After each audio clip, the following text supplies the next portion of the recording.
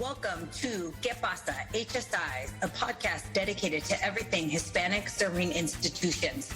I'm your host, Doctora Gina Ann Garcia, bringing you the news on what's happening in HSIs. Join us as we explore the history and evolution of HSIs, culturally relevant and liberatory practices, current and emerging research with HSIs, and the policies that shape servingness.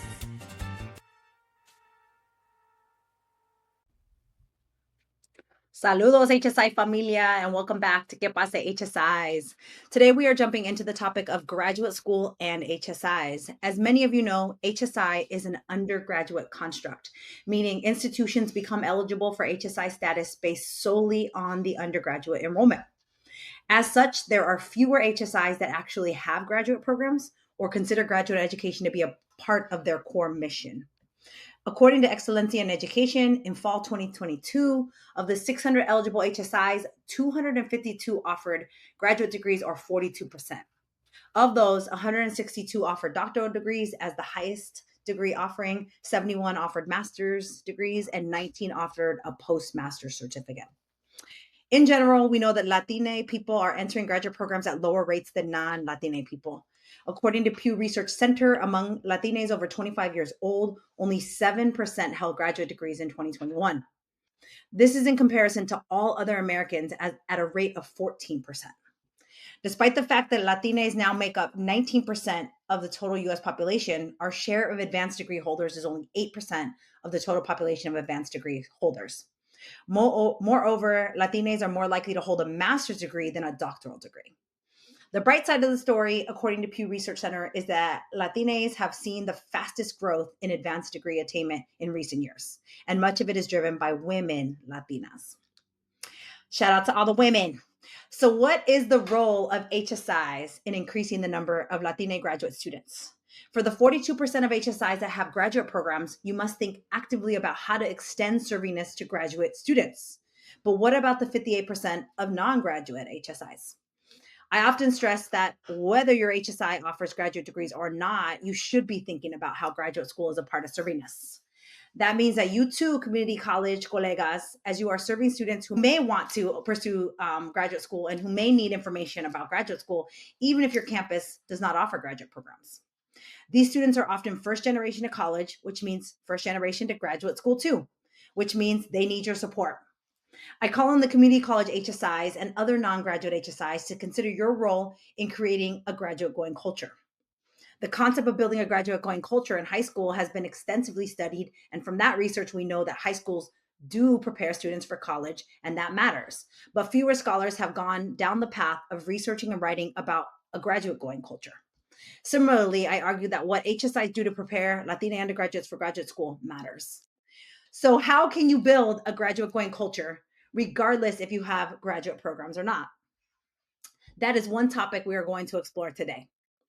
Another thing to consider is that even at the 42% of HSIs that have graduate programs, research shows that the graduate population is often much wider than the undergraduate population. A few years ago, me and Dr. Alberto Guzman Alvarez published an article that showed that from 2005 to 2015, there was a significant increase in undergraduate Latina students enrolled at HSIs, while graduate enrollment in the same time period remained modest.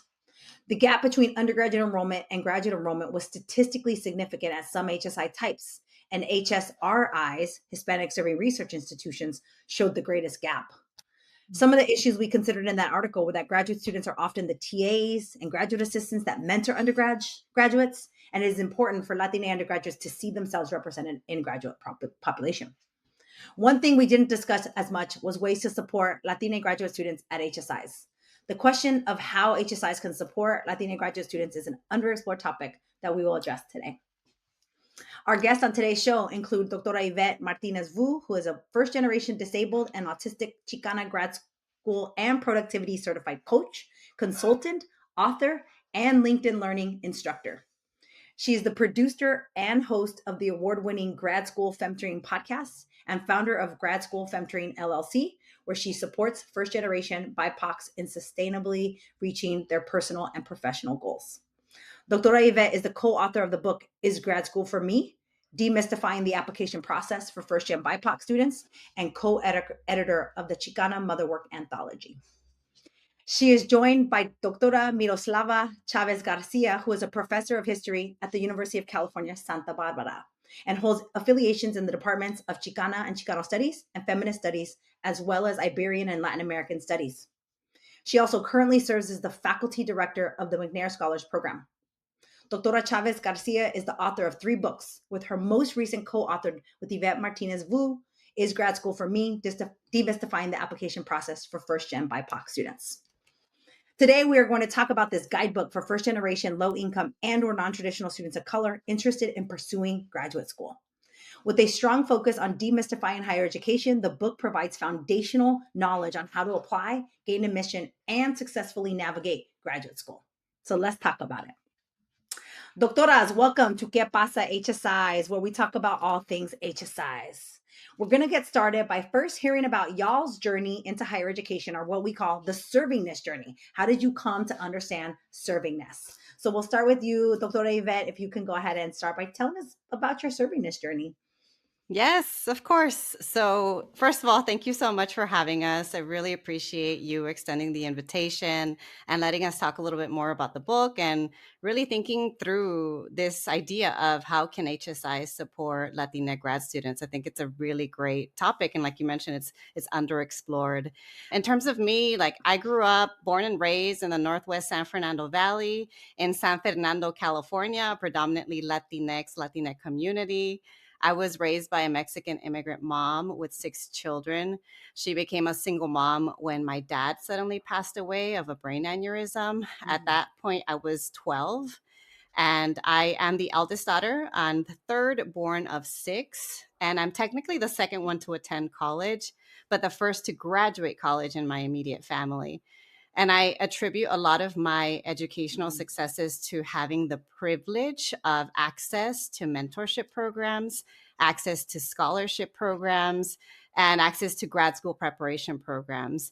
And I've also been really grateful to have access to peer support networks and tight-knit group of friends who have supported me along my college and grad school journey. I actually wasn't aware or even familiar of this idea of HSIs and MSIs in college or in grad school. I was an English student, theater minor, went and pursued a PhD in theater. I actually went to UCLA for college and grad school, and we know UCLA is not yet an HSI. Lots of talks about that.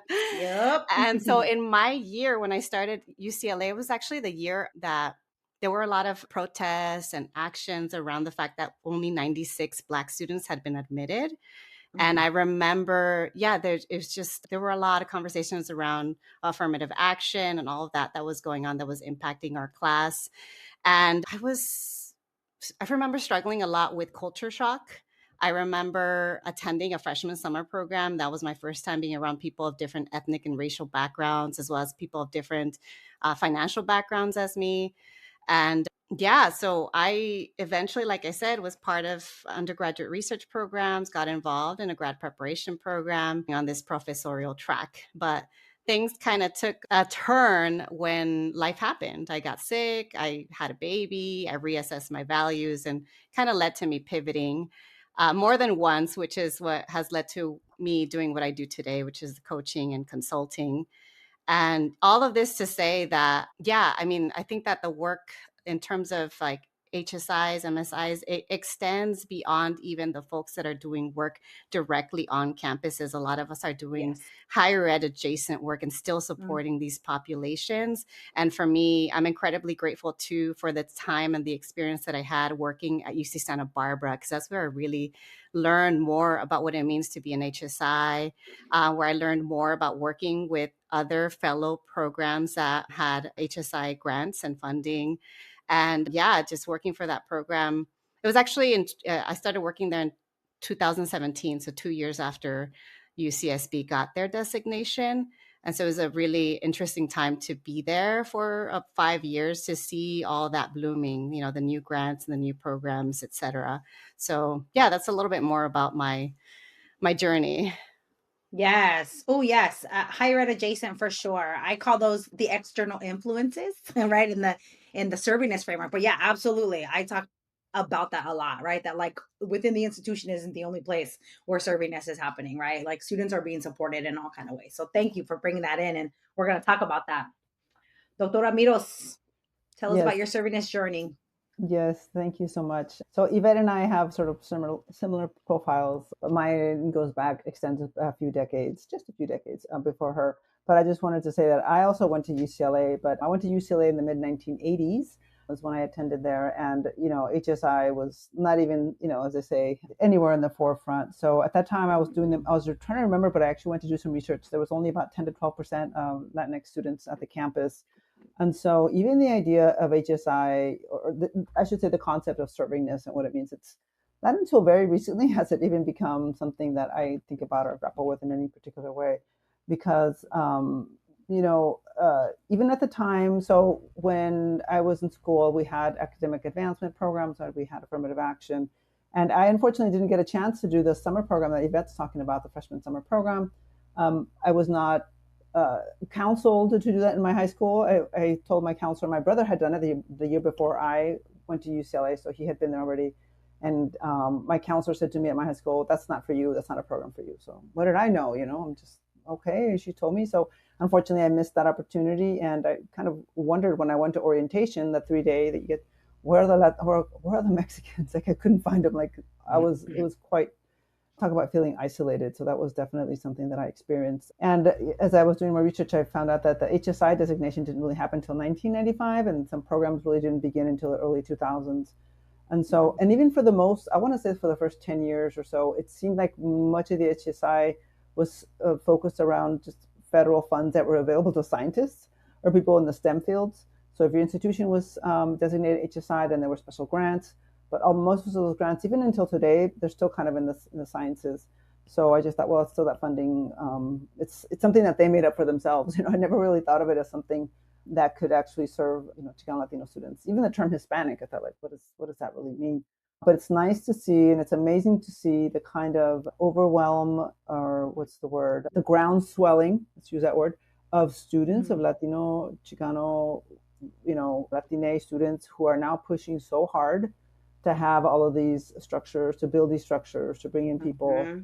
If it's not the students pushing, we wouldn't be where we are today. So I know on our campus, which is an HSI at UC Santa Barbara, we just got a new director, the inaugural director after some of the campuses have had them for years. And so she's there trying to build something. She had to fight for everything, even getting some support to, it was just going to be her essentially. You're given a limited budget, and as they say in Spanish, ahí te las arreglas. You figure it out with what little you have. And so the students continue to push and push. And like your podcast is amazing, where you're actually saying, you're actually focused on this, like what does servingness mean? And so for me, it's always meant paying it forward, as we say, using a different kind of language. And so because similar to Yvette, she was talking about her life story. So I am an immigrant myself. I was born on the border, Mexicali. My family's not from Mexicali, but my father was a farm worker in California. So when he married my mother in Mexico, he brought her to the border. And that's where I was born. But within a few months, we moved to Imperial Valley, where my father was a farm worker. But so just the idea of that any institution is supposed to serve me. Oh, like, we're poor. We were just supposed to be grateful for everything that we've had. Right. And so so when I was young, also the life turning moment was when I was 12. Similar to Yvette, it's kind of crazy. We have all these intersections. My parents died, both of my parents, in a car accident. We were in a car accident in Mexico, returning. Wow. But now the students inspire me, their activism. I wasn't a big activist. I was an activist in my own way, I guess. I was there to watch, but I wasn't on the hunger strike at UCLA when they built this at Chavez, but it's hard to grapple with that when you feel you're not the activist, but we all have a role to play. Division of labor, as Cornel West said, we need a division of labor. We need people on all fronts, not just on the picket line. Of course, we need them too, but we need people thinking, we need people writing, we need people organizing. But thank you again for having us. Yes, thank you. Ooh, thank you for sharing so deeply, y'all. And yes to activism in all forms. Those of us that write, That's a form of activism, right? Our writing, this podcast, your podcast, Yvette, like this, all that is activism, right? Activism, it comes in so many ways. I always say we're fueling, I'm fueling the movement, right? Even if I'm not on the front line, right? Like we do that. How are we caring for people that are on those front lines? All of that is activism. So thank you all for your stories. So let's go ahead and talk about the book, Is Grad School for Me? As noted, I argued that HSIs must build a graduate going culture. I don't think anybody's written about that, by the way. So I'm putting it right here. I said it, graduate going culture, but we can build it together. Yeah, let's build it, right? This idea, but we talk a lot about college going culture, and this graduate going culture, I think, just extends it, right? That we don't necessarily intentionally think about how we're intentionally getting, particularly minoritized students of color, into graduate school. So building this graduate going culture. And as I read your book, I was like, oh, this is interesting. Like campuses can learn, right? As I noted in the intro, like even campuses that are not graduate HSIs, like could learn, like how can I support students how can we build a graduate going culture, right? But at the same time, the book is also targeted at individual graduate students, right? Students who are individually seeking that path. So I wanted to talk to y'all today about how do you think HSIs interested in building a graduate going culture can use the book? So we'll start with you, Dr. Yvette. Yeah, I was thinking about this question and thinking about how when we were writing this book, we imagined it as a resource for students, and we also imagined it as a resource for faculty, for administrators, for staff members.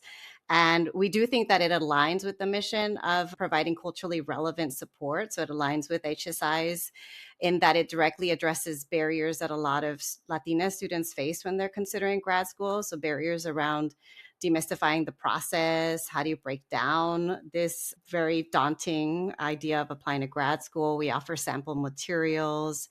We address culturally relevant questions and concerns. And so I envision that it can be used today by departments in their graduate school preparation curriculum, among their programs, their workshops, their libraries too. Also at the graduate division level, we know that it can support their efforts for diversity and recruitment.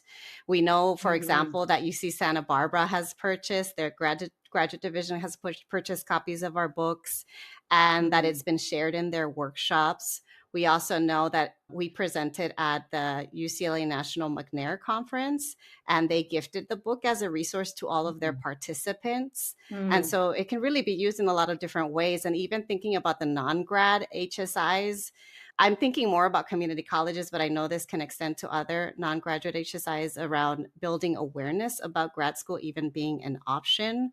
We've tried to write it in a very accessible, straightforward way, so it could be picked up and used and followed as a curriculum. And we even recently drafted a book discussion guide that we're providing for free to anybody who tells us that they're going to be using it in their curriculum.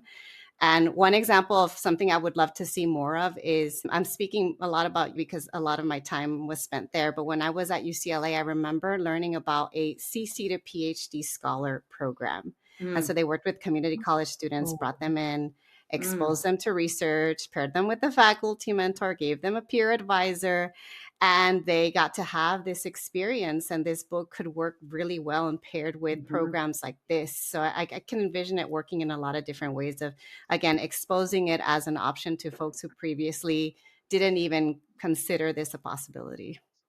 Yeah, for sure. Oh, I love that. There's this grant that the UC system offers for HSIs, and I wrote a grant similar to that about how we can get the CCs to start building a graduate gun culture. But I could reconsider some of the things you said because I think it was too broad. All right, but maybe some more individual sort of mentoring. All right, Doctora Miros, what are you thinking? How do you think HSIs can use it? Yeah, I think Yvette covered it pretty well. A similar one to a community college one. There's the one with the Cal State called the Sally Casanova, which is also a pipeline program to the UCs. And so what's wonderful about the book is that it's also available essentially for free. If they want it, if people, you can access it through the library, through the PDF. So you can go to and if you're, through your library, you can find it there. Either hard copy of the library might have it, but also the press has made it so that people can download this particular book for themselves. But I mean, I think, yeah, having it available, we've had people at other McNair programs, Mellon Mays programs have used it. And Mm. so we just, Mhm. that was our goal. Oh, one other thing too, that maybe Yvette, she's always 110% covered, but we also have sample essays, statement of purpose, personal statements, diversity statements that are there. We also provide like sample questions that you can take with you to your potential interview or things to think about. So all these things that you sometimes, so questions we don't know to ask because we just don't even know. That's like Right. that's the definition of being a first gen. You don't know what questions to ask because you don't know what you don't know, right? And Right. so, and then not until it hits you, until it's not too late, but you're like, oh, then you get that, oh, like I remember, for instance, when I was in grad school, one of my colleagues who I admired so much, she's like, oh, my dad's a professor. And I'm like, I get it. Like, okay, and it's all this is reminding me how, I don't know if the word is right is sad, but that we don't have I would say specifically, it seems to me in Latin culture, the grad school going culture. And I think it's not so much because we don't get it, but like, it's not, we don't see ourselves there because we're not placed there, right? It's sort of like the curriculum when we're not in the curriculum, right? I always talk about the walls. Mhm. I always talk about the mirrors, like we're not reflected in these spaces. And so Mm. if I don't, as you said at the outset, if we don't have grad students who look like us, then how am I going to even be up on that stage talking to So that's where it starts. And the way the things are going, especially in the humanities, since Yvette and I are both in humanities people, it's even worse. Like the number, well, I don't know. I think it's Mm. STEM is also pretty bad because Mhm. we're just cutting back on the numbers of graduate students. Right now, we're in grad admissions, and the number we can only admit is even smaller, and that's because the job market is Mhm. still horrible. The opportunities for them afterwards, and so forth, and so just yeah, the Yeah. doors are sort of closing even a bit more, but we need to keep moving forward. So, can we say? Right. Yeah. Oh, that's a whole nother episode. I thought about integrating some of that because we're also in graduate admissions season right now, right? We're in graduate admission seasons, and it happens from the faculty side, right? Is a whole conversation. The next question I'm going to ask you about a hidden curriculum, right? That's a whole hidden curriculum. But what you're talking about is like there actually is limited spaces, particularly for us in the UC who now have a graduate students and postdocs who are unionized, and we have to, right? Like the demand to make sure we're not just admitting students that we can't pay, change the culture too, right? Like there's a lot to think about, right? As far as what's actually going on in this graduate admissions process. To have the book that y'all have helps, right? Like helps students get through some of those things that they need to understand, right? Which the things that y'all call the hidden curriculum, right? That the book you talk about that it's intended to demystify the hidden curriculum. So tell us about some of those hidden curriculum pieces and the ways that faculty and staff at HSIs can support Latina students in learning the hidden curriculum for graduate admissions. So Yvette, you want to jump in? Yes, of course.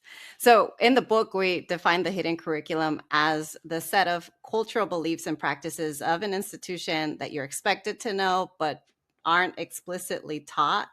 And we really focus on dedicating the first part of the book to reviewing what we call, the particularities of the hidden curriculum for graduate admissions. So this includes reviewing graduate program options, discussing common myths or misconceptions around whether or not to go to graduate school, when to go, when not to go, shedding light on what admissions committees are actually looking for, what's coming up behind the veil.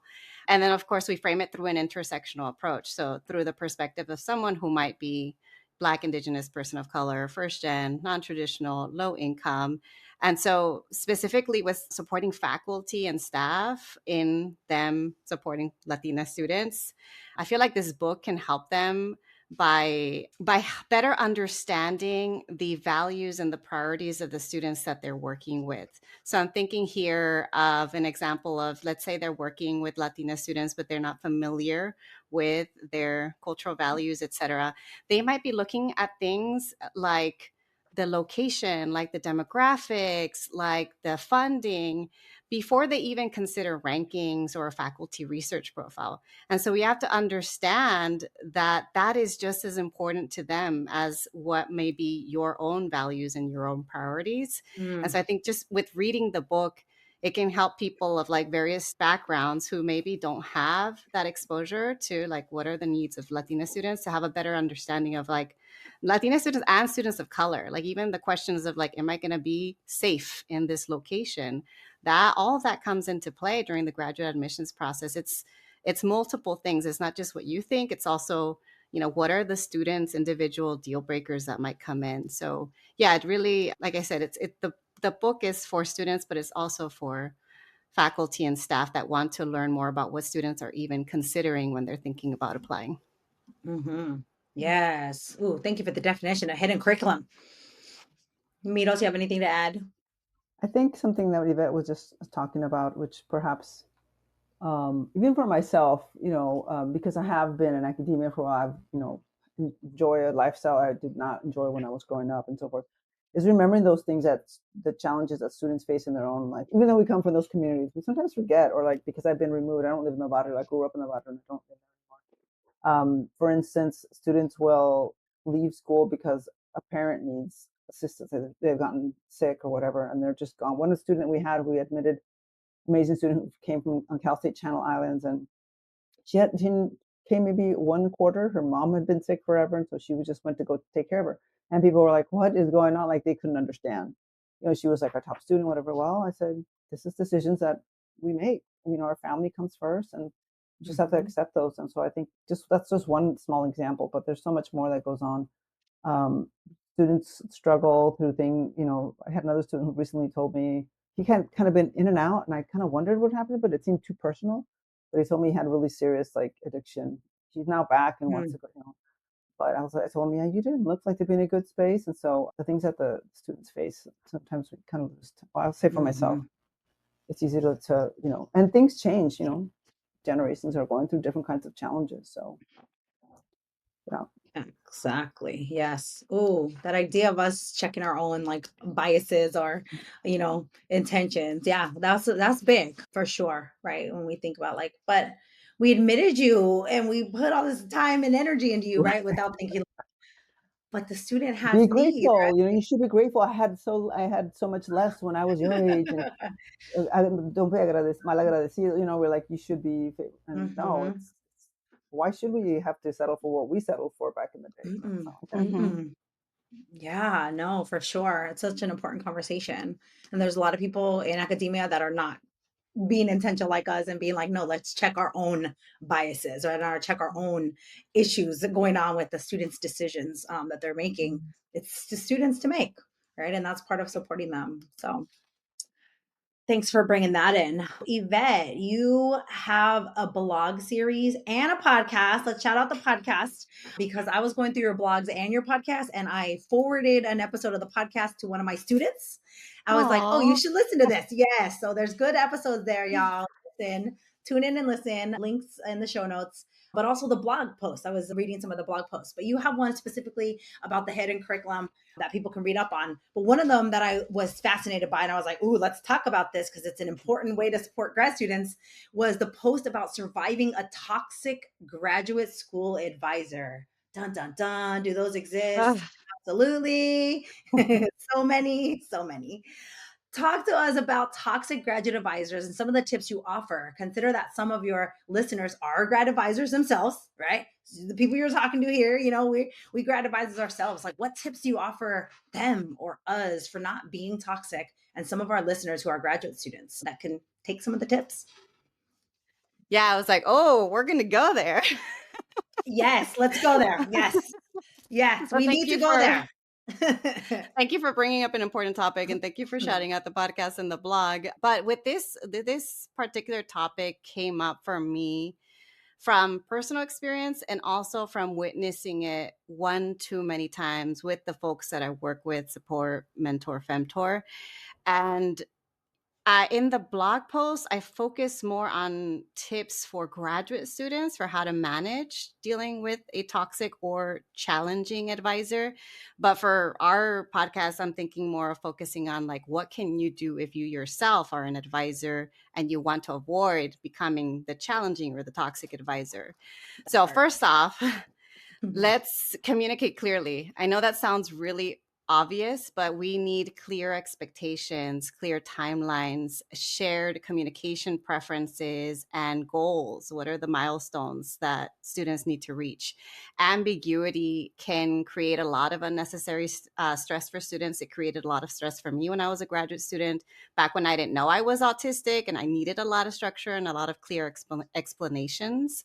So communicate clearly. I don't know how to say this without, sometimes some folks just are approachable and some folks aren't, but do your best to be as approachable and as supportive as possible. And by that, I mean foster an environment where students feel comfortable discussing their challenges with you, asking for guidance, asking for help. I'm not saying you need to be the be all and end all. You can always refer folks to different people for different needs, but at least make it so that you're fostering a space where folks aren't afraid of being judged or retaliated against because of you. Also respect students' boundaries. By that, I mean, there's some folks who it seems like they take advantage of the time and effort that they demand of their graduate students. And some folks don't model what quote unquote healthy work-life balance looks like. So they're like, well, I work 24/7. I expect you to work 24/7. So be mindful of people and their different circumstances and their needs. You might be able to work a 70-hour work week, but your student might only be able to work a 35-hour work week. So keep that in mind. Provide constructive feedback. This is a big one. This is such a common thing I hear time and time again of, my advisor gave me feedback that was so negative, so harsh, sometimes even snarky or spiteful. So I'm like, provide constructive and supportive feedback. Tell people what they're doing well, just as much as you tell them what they need to work on. Also, I'll just share two more things because I have a lot to say about this, but be mindful of power dynamics. Yes, inevitably, there's an inherent power imbalance since you are the advisor.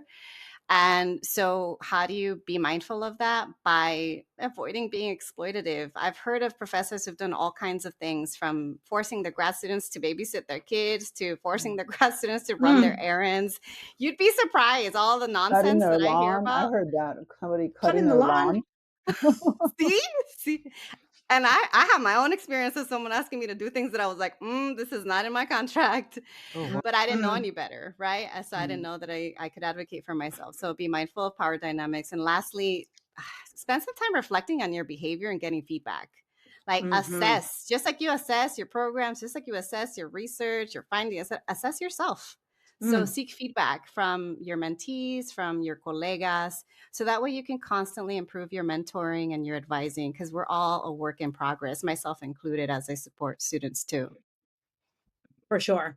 Well, that's why as I was reading it, I was like reflecting on myself, right? I am a grad advisor. I advise a lot of graduate students, and I'm like, what if I'm the toxic, right? But I'm reflective like that. Not everybody is, right? Some of the most toxic probably aren't. Where I was like, what if I'm toxic? What if it's me? And how do I be better, right? So thank you for. And that's a sign that you're not a toxic advisor, the fact that you're reflecting on that. Just like I ask myself, am I a good mom? And my friends tell me, the fact that you ask if you're a good mom probably means you're a good mom. You homeschool, so you're a Yes. santa. You're like, yeah. I was like, when is school starting? And I love Mondays. I'm like, Mondays, woohoo. Woo, they go away. But yes, so yeah, no, thank you for those tips, because I think there are just things that we need to think about regularly and often, right? And the idea of communicating, like we had students say that in our graduate school that like they don't even talk to their advisor, right? I'm like, why don't you reach out, right? Like, and then it's like two-way street, right? Like the advisor needs to reach out, but like the student, you gotta advocate for yourself too, right? Like there's no meetings, there's no regular meetings. Y'all need to get that together, right? Like communicate that you need a regular meeting, right? Or whatever it is that you need. So I think there's a lot, right? There's a lot of layers to supporting graduate students that I think we could go on and on about it. But things to think about, I think, are important. So another thing y'all talk about in the book is about leaning into a new graduate identity and about the intersectional identities graduate students hold. What is a graduate identity? How are y'all defining that? And how can we support the development of a graduate identity at the intersection of other identities? Miros, you want to go first on this one? Sure, that's actually a tough one, I think. So what is a grad student identity? Of course, I immediately think an academic identity, because that's different academic spaces. And so the idea is that you're going to be cultivated, nurtured as an academic. And so certainly that's, I don't even want to say mandated because it's not mandated by them or even sometimes stated, but I think what thwarts that is, the imposter phenomenon, which is what people know, or, well, excuse me, it's this idea of the imposter syndrome that people talk about a lot. It's been around since, was first the researchers did work into this, and I'll say a little bit more about that. But now we also talk more about imposter phenomenon, which is takes a different perspective, and I think is a more accurate way to talk about it. But imposter syndrome is what more people know about. It's essentially it's this idea that you think that you're a fraud, or you're going to be found out because you don't have the credentials or you don't have the training to be in this particular space. It was actually conceived, I forget the year, 78 or the 80s, research done on women, white women, I would think is the predominant group that were studied, and they felt like they were less than, they were going to, be found out as frauds. And so this idea that we don't feel adequate, something that, I know imposter syndrome is something we talked a lot about. I decided to do when I was in graduate school, and how we didn't feel that we could even attempt to take on this academic identity because we didn't belong. And so, but now we know, we talk more about it as imposter phenomenon, where we it's not just, it's something that happens to you, or that it's your issue, but it's actually structural, right? The institutions are not set up for you. This is what we talked about earlier, touched on this idea that the mirrors, the curriculum doesn't have you in mind to begin with. The way things are set up are not, for our particular culture and cultures or people who are underrepresented in these institutions. It's not going to change all of a sudden the institution to meet our needs. And so we have to constantly advocate for it. And so, that the grad student identity, and then you have your intersectional identities that you bring. So the institution is really, really behind on, helping us even identify what that might be. But the assumption is that you're supposed to be an academic and we're supposed to rise to that identity overnight. Whereas we have all these barriers kind of, so why don't you just, why don't you just assimilate, right? This idea that it's like, well, if you let us in, we open the doors and we have to sit back here, sit outside and start to break the door down because, we're always blamed for things that we don't do. And yet the door is not open. Like there's structures that are in place. And yet the assumption is that they're not. And so I think that these departments need to work to nurture these identities and allow, it just hit me even recently, like I'm in the McNair Scholars Program. I do that 50% of my outside of, so I'm only 50% time in my department, but still you have to do 100%. But I'm in McNair because it's a place where I could be myself, I was like, that's why I like being there, because I can joke around when I want to. I can be Miros. I don't have to sit there and be really rigid and just, be collegial and have that I don't have the poker face, but have a poker face. And so I like McNair because I can just be with my gente, and we need to treat ourselves with respect, of course. That kind of thing. But and so I was thinking about advice, mentoring, and working with some new young women who are African American, and there's we have 3 of them who we just hired, which is amazing. But they're like, I don't know about this place. I'm like, yeah, it's a hard place, but I was going to advise them, find a place where you could be yourself. Like that's where we have our spaces, that we go to, our centers and where we can be ourselves, or else it's nobody wants to live like that, in a very cold and donde te desprecian, you just don't feel like you're being nurtured in any way. I'll be quiet now. Sorry. I went on and on. No, it's good. You got me thinking, what is a graduate student, that identity, and then at the intersection of the things, right? That's hard enough to think about what is a graduate identity. I think I'm going back to this, the scholar activist. That makes sense for so many students of color, and they are in grad school. I mean, they're the ones who are just leading those all the Palestinian. It was grad students. I mean, they were amazing, leading through our campus chanting, or at least or doing other kinds of things. So it's really the grad students who are at these intersections that are they take on that scholar activist role because that fits really well with their mission, which is to serve all these constituencies. So yes, absolutely. Yvette, you got anything to say on the graduate identity? Yeah, I found this question to be challenging as well. It brought me to actually the first chapter of the book, where we have a section dedicated to leaning into your new identity. If you are, say, a non-traditional student who's thinking about going back to school, to pivot or in your career, or to advance professionally. And so for me personally, when I was thinking about what is a graduate identity, I kept thinking about this process of becoming. And I kept thinking about how you're kind of in an in-between space. You're a student, but you're also a professional. and you are trying to figure out your research, but you're also trying to figure out your career. So there's so much going on. There's a lot of also mindset shifts that can come of discovering, what are the things that you need to learn to get to the next stage, and who do you need to become to get to the next stage. And I want to echo what Miros mentioned about we need the mirrors. We need environments that can affirm and validate our different experiences. And I personally would love to see more HSIs providing culturally relevant mentorship programs that also serve grad students, so that involve more grad students. I would love to see more professional development programming, because again, I know the HSIs primarily serve undergrads, and then also just in general, a lot of colleges and universities primarily serve undergrads in their services, like career services. And I would love to see more like holistic support services. So really like more collaboration across units to make sure that folks are getting support in areas of mental health, in areas of financial literacy, in areas of career development, even providing support. Things like childcare could be life-changing in terms of helping a graduate student to flourish. Yeah, absolutely. So many good tips, so many things I'm thinking, all right, I got to work with our graduate division as we're thinking about our servingness, how we're becoming better about it. And we do have our graduate division here at UC Berkeley, part of our, we're emerging. We're emerging as an HSI. UCLA and UC Berkeley, we're in the last place, of course, in the UC system to become HSIs, but we do include our graduate division in the conversations. So let's go talk a little bit more about McNair's. Miros, you talked about being the director of McNair Scholars Program at UC Santa Barbara. McNair is one of those programs that I call historic spaces of servingness. This is like my new term that I've been using a lot. I think I've been saying it a lot, but I really am like, oh no, it really is. There are spaces that have been doing servingness before HSI was a concept, or before servingness was a concept, right? And so over 50 years, right? Many programs that have been in existence for over 50 years, if we think about things like TRIO programs, Upward Bounds, McNair's, which I would fall under that, right? So talk to us about the ways that McNair embodies a servingness approach to serving Latina students.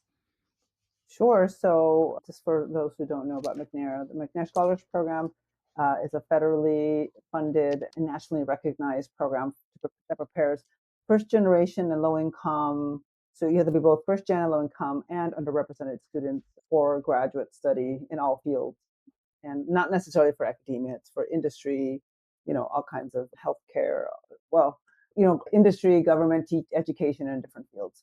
So that's what we do in McNair. And the I would say the underlying focus, well, two things really. It's about preparing students in a culturally relevant context, culturally specific context, and that's, I think, what distinguishes McNair.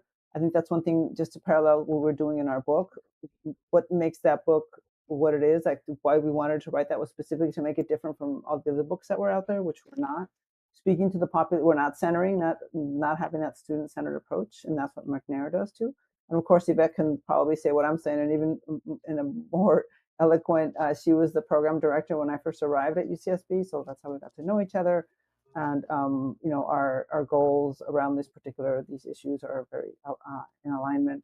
And that's what McNair is all about. It's about serving students, because it is a small program where at UCSB, where our goal is to serve 28 students a year, and most programs run about that. There's some programs that are a little bigger. The McNair Scholars Program, something like Upward Bound, which is at the high school level, they have hundreds of students, or other kinds of programs. There are different levels and scales, but ours is to prepare students. It's a unique program among the TRIO sort of cohort of programs that are available. And so we focus specifically with these groups of students to help prepare them to apply to grad school and to get in and to be successful, at least for the first year. So that's what we do. And so we try other things that we prepare. We help them obtain research experience, conference experience, professional development. But again, all with the focus around what is culturally relevant, what speaks to them, to their experiences as first generation, low income, and underrepresented students, or even non-traditional students. And so, I think the holistic mentorship is what's really important. Trying to look out for them when the kinds of issues, even running interference when their faculty mentors are are not, being supportive of them, because a lot of our faculty mentors, so the students do the research and they're paired with a faculty mentor who then mentors them through this process. So we facilitate that, or we help them set that up, but not all of them get it. Kind of, I don't know how else to say it. They're not as responsive as they should be to our students, and so it's our job to run interference as much as possible. So yeah, that's kind of, I don't know if Yvette wants to definitely McNair. I don't know what exactly the year it was started. Like, I know somebody mentioned that the University of San Diego was one of the first institutions that started McNair, but yeah, it's been around, and right now it's actually, we're not sure what's going to happen, because calls for the Department of Education to be dismantled. So we're still waiting to hear what's happening to McNair, like in the next few weeks. Yeah, I was going to say, this is a reminder to call on your administrators to make sure that you get institutional funding and support. Because I know a lot of McNair programs rely on, they exist because of federal funding. And I've witnessed and seen other programs who have been able to maintain their program. Maybe it's no longer called McNair, but the mission and the cohorts and all of that they do through the support of institutional funds. I know it's not always available, but it's just a reminder that, like, even if everything hits the fan, there's still things that we can do to keep fighting and to keep these programs alive. Yes. Yeah. Thank you for saying that. I think I'm in that space too, right? I wrote a blog piece, right, that said, even if the Department of Education gets dismantled, you're still an HSI, meaning you still got to do this work. So we're going to have to figure it out, right? It's detrimental though. Detrimental to think that historic money funding historically going into serving low-income students, first-generation students, students of color could potentially be gone.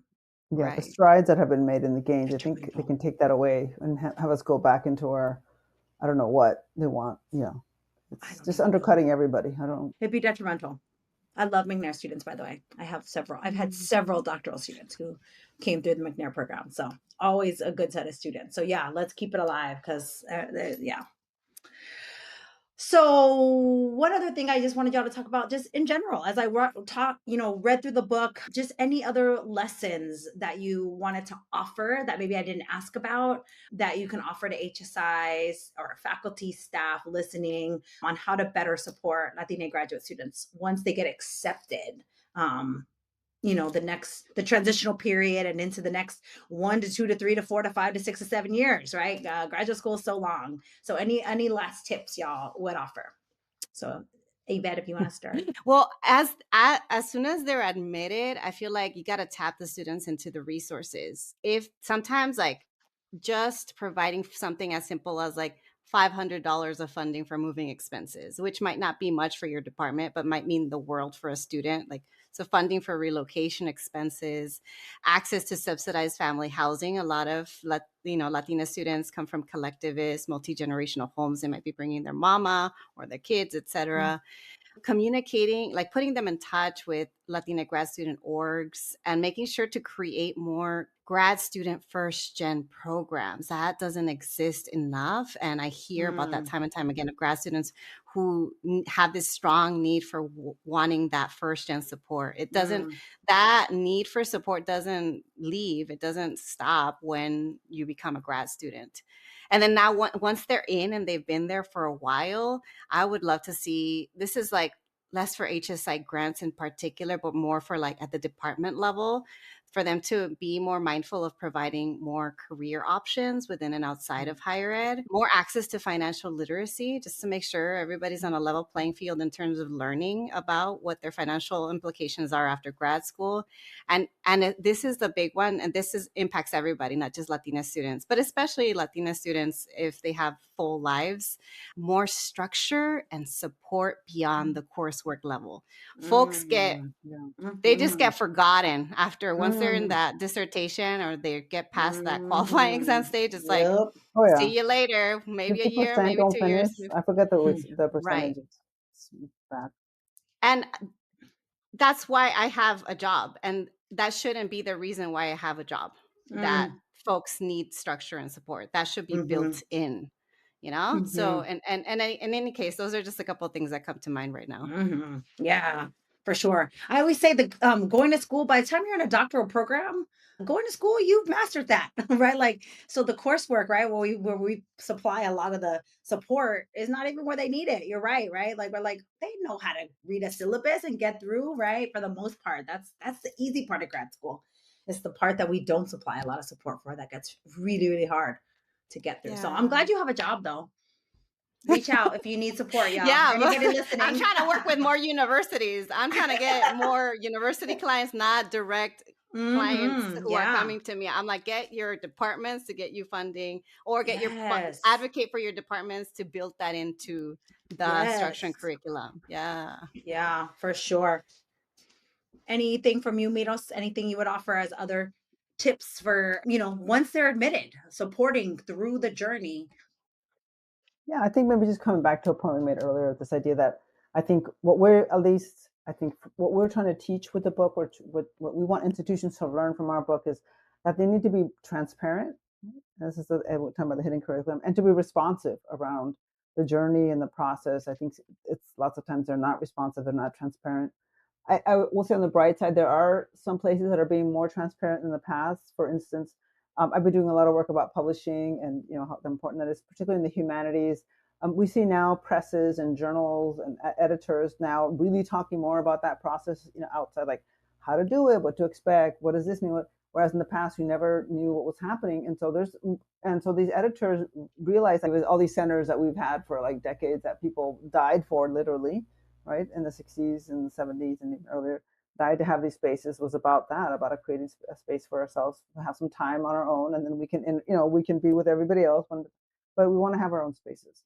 And I think that that's Hmm. something that students definitely need. Yeah, for sure. Stop forgetting about graduate students. There's that, right? All the supports in place for undergrads and nothing for grad students. So Mhm. I think the bottom line with this episode is like HSIs listening, you should be thinking about graduate school, graduate programs, graduate going culture, right? Like there's a lot to be thought about, even if this isn't the original intention of the HSI construct, which is an undergraduate construct, that we really need to be thinking about how we're supporting graduate students and how we're getting more graduate students of color even to enter, right, our institution. So final question for y'all before we get out of the pod. Final question is, ¿Qué pasa HSIs? What do you want to say to HSIs in your final words before you depart? So, Doctora Yvette, how do you answer that? ¿Qué pasa HSIs? When I think about HSIs, I think about servingness. And when I think about servingness, I think about, like, we should all get to define what that means for us. And so for me, I would love to just see more femtorship, more mentorship, more culturally relevant support, more prioritizing well-being and sustainability, because we got to be able to do this in the long haul. So just let's take care of each other. Love it. Miros, ¿qué pasa Yes. HSIs? I would say look at how far we've come, definitely the critical mass of Latina students, but don't lose sight of how far we want to go. Right? That's always important, to keep our eyes on the prize. And again, be grateful for the opportunities and recognize the sacrifices that have been made. And especially as we're taught in our own home, we're always reminded, like, oh, los sacrificios, we do this for you, do that for you. But never be satisfied with what we can achieve, right? We need to keep pushing, and the sky's the limit for us. Eso. Thank you for joining me today on ¿Qué pasa HSIs? Thank you. Thank you.